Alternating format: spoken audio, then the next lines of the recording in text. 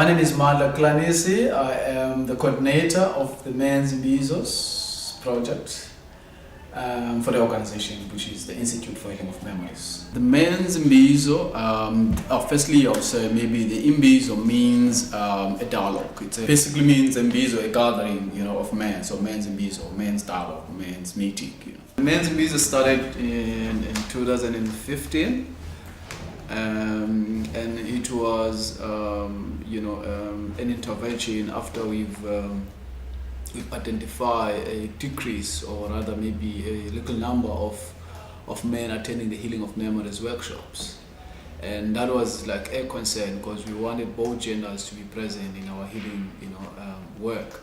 So we took that and we thought, okay, let's make an intervention. Intervention was creating that safe spaces for men to actually reflect. We started working in Delft. We had one in Delft, which I moved to Atlantis, and then we moved to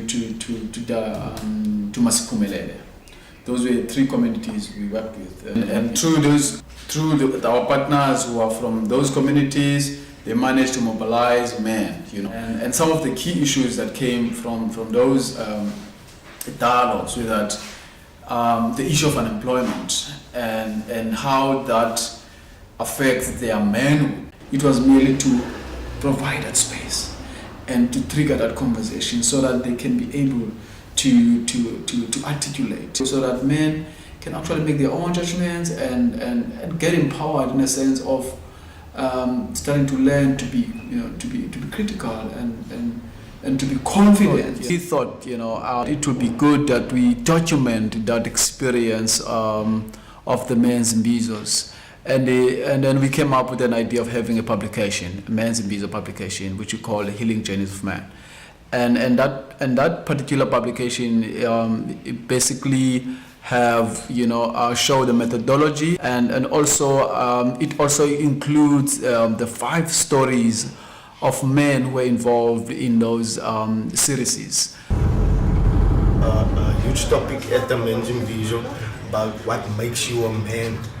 Some of them was crying in front of a woman because men don't do that. They show the soft side of them. They're not used to doing that. But actually, that is how you can show people how you are a real man. Because it's not about what you can pick up and who you can hit or whatever like that. It's the small things that can count.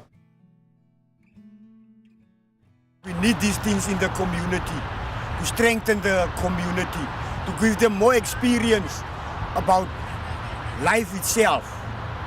Because life is sometimes difficult, especially for you as a man who got a responsibility, who got a house to look after, children and women. So you need that little lift up.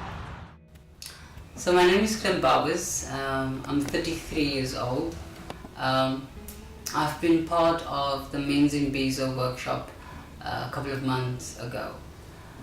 My experience at the workshop left me with more questions around what it is to be a man. And for me, what is a man means that you need to be masculine, you need to do certain things a certain way.